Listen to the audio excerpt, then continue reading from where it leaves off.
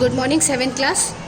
हमने जो अपना चैप्टर में सेकंड ज्योग्राफी का स्टार्ट किया था उसको आज हम कंटिन्यू करेंगे। ठीक है, अंडरग्राउंड वाटर पे हमने जो है अपना चैप्टर छोड़ा था। इससे पहले आपको जो है मैंने रिवर जो है किस तरीके से माउंटेन से फ्लो करती है और फिर कहाँ पे डेल्टा में जो है डेल्टा में जाकर जो है फाइनली उसका जो फ्लो होता है वो सी में जाकर मिल जाता है। ठीक है, अब हम अंडरग्राउंड वाटर के बारे में पढ़ेंगे। व्हेन रेन फॉल्स वाटर में stagnate in lakes and ponds or flow down the slope of the land to form streams and rivers. A part of this water seeps underground through pore seeps of fissures in the rocks and accumulates as underground water. The seepage of water below the underground depends on the nature of soil and rock. अच्छा, जो जब बारिश होती है तो क्या होता है, जो वाटर होता है वो या तो जो है लेक्स में चला जाता है या पॉन्ड्स में, या फिर जो कुछ पानी है वो रिवर्स में चला जाता है। ठीक है, लेकिन कुछ वाटर जो होता है वो क्या होता है, जो सॉइल्स होती है वो उसको ऑब्जर्व कर लेती है और वो वाटर जो है अंडरग्राउंड चला जाता है। The seepage of water below the ground produce a zone of saturation below the surface, and in this zone all the pore space of the rocks saturate water, and the upper limit of the zone of saturating is known as the water table. तो जो soil है वो क्या करती है, water observe कर देती है। ठीक है, और जहाँ पे जिस रॉक पार्टिकल या जिस लेवल पे सॉइल के जो वाटर डिपॉजिट हुआ है या जो है ऑब्जर्व हुआ है उसको क्या कहते हैं, सैचुरेट वाटर। जहाँ पे जो है जिस रॉक में वाटर जो है वाटर टेबल कहते हैं उसको। ठीक है, यहाँ पे दिया हुआ है the upper limit of the zone of saturating is known as the water table, जहाँ जिस लेवल पे सॉइल के जो है वाटर डिपॉजिट हुआ या ऑब्जर्व हुआ। द अंडरग्राउंड वाटर में reappeared on the surface through springs. जो है अंडरग्राउंड वाटर जो है वो हमें दिखाई नहीं देता। These are commonly found along fissures or joints in rocks, and they are more common in the foothills.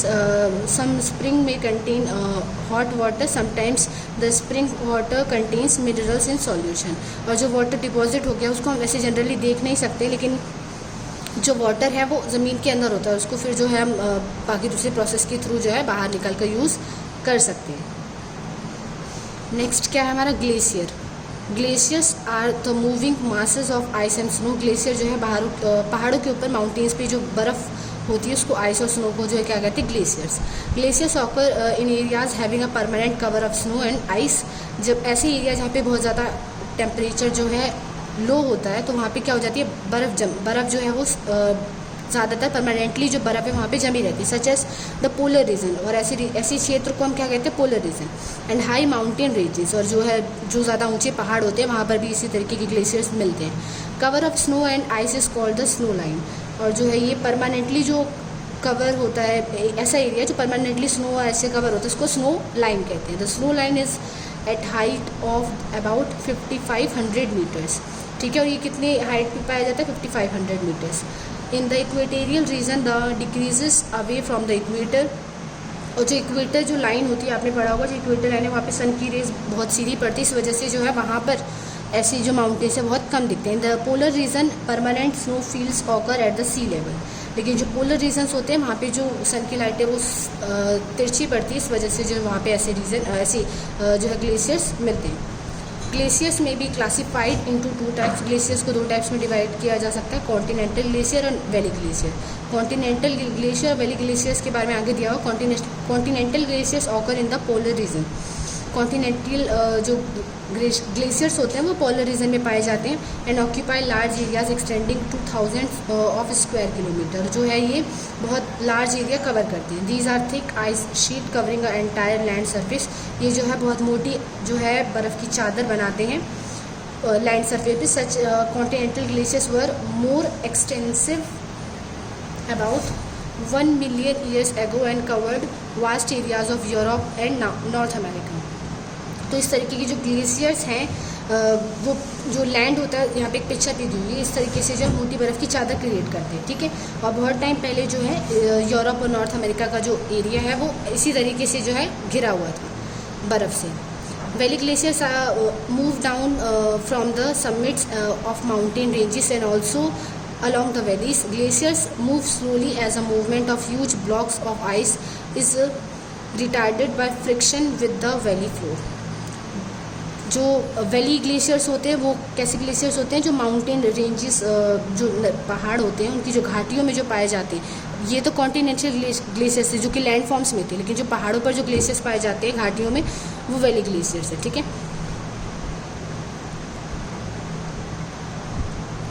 The average rate of movement is only a few meters a day. The average rate of movement is only a few meters a day. Valley glaciers are generally short, not extending 100 kilometers in length, and they melt away along their edges and thus give birth to rivers. और जो ये mountain पे जो glaciers पाए जाते हैं वो valley glaciers होते हैं, जो है 100 किलोमीटर्स जो है इनकी इतनी लंबाई होती है, लेंथ होती है, और ये जो है अपने और जो पहाड़ों पे जो ग्लेशियर्स पाए जाते हैं इनके मेल्ट होने से जो है क्या क्रिएट होता है, रिवर्स, ठीक है।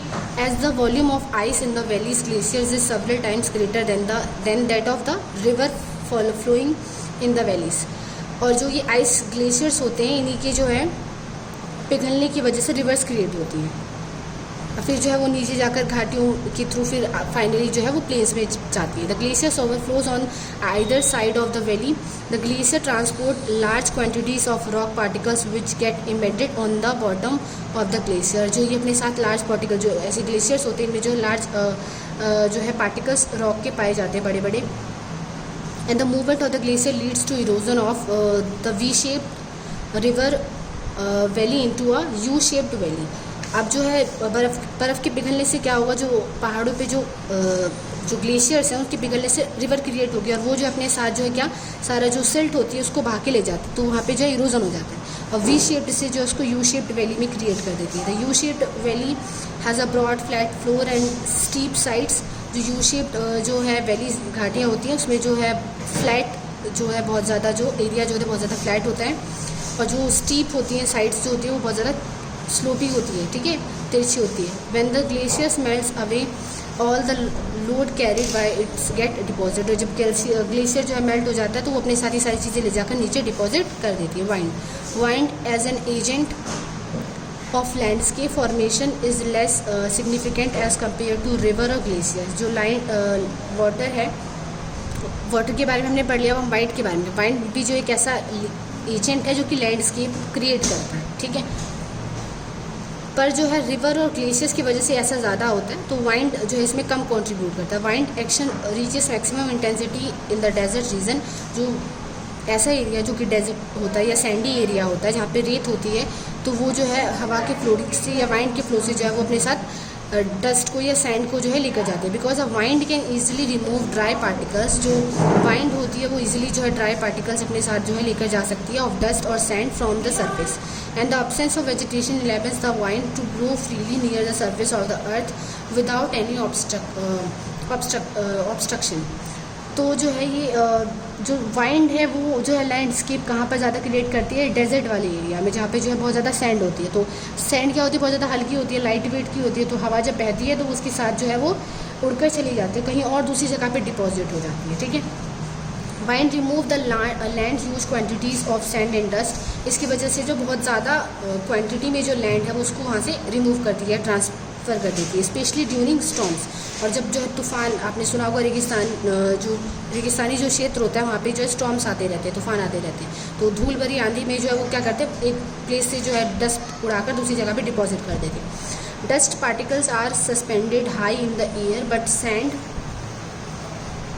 Particles are carried only in the lower layers of the atmosphere because of their weight. जो डस्ट पार्टिकल होते हैं वो तो जो है इतना इजीली वो उठा नहीं पाते, लेकिन जो सैंडी पार्टिकल्स होते हैं वो और ज़्यादा स्मॉल होते हैं, तो उसको जो है वो इजीली एक प्लेस से दूसरे प्लेस तक ले जाकर डिपॉजिट कर देते हैं। High wind velocity by itself does not cause any erosion of the land. When wind carries any particles and drives them with force against the object in its path, the friction with sand particles cause erosion. तो इस वजह से जो है वहाँ पे क्या erosion create हो जाता है। जब हवा बही और जो है उन्होंने क्या कि एक प्लेस से जितनी भी जो सैंड थी उसको उड़ाकर दूसरे प्लेस पे डिपॉजिट कर दिया, तो वहाँ पे क्या हो गया, इरोजन क्रिएट हो गया, क्योंकि जो अर्थ की जो अपर मोस्ट लेयर है उसको वो एक प्लेस से दूसरे प्लेस तक ले गए। Such erosion is however restricted to a height of only a few meters from the land surface as particles of sand cannot be lifted beyond this height. The wind direction is not restricted to a particular direction like rivers which flow down the slope. As winds may blow from all directions, landforms of irregular shape may result from wind erosion. Mushrooms rocks are typical example of wind erosion. अब जो है wind की वजह से जो erosion create होता है, जो रिवर है वो तो ऊपर से नीचे ही फ्लो करती है, लेकिन वाइंड जो वो तो हर जो है दिशा से, हर डायरेक्शन से फ्लो कर सकती है, ब्लो कर सकती है, बह सकती है. ठीक है. Deposition by wind produce extensive sand dunes, और इसकी वजह से जो है वहाँ पे वो क्या क्रिएट करते हैं, सैंड ड्यून्स क्रिएट करते हैं. एक प्लेस से जो है वो सैंड ले जाकर दूसरी प्लेस पे डिपॉजिट कर देते हैं, तो वहाँ पे जो है एक सैंड ड्यून या बालू टिप्पा जो है क्रिएट हो जाता है. Wind deposit material whenever there velocity decreases.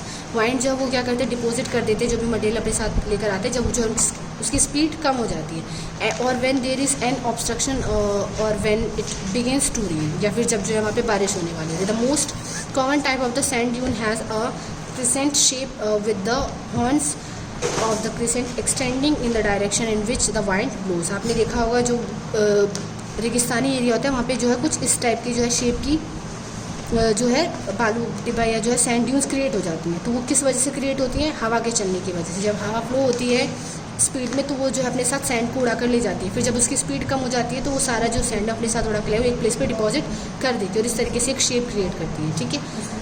Waves, इसके आगे से जो है अपने नेक्स्ट वीडियो में पढ़ेंगे.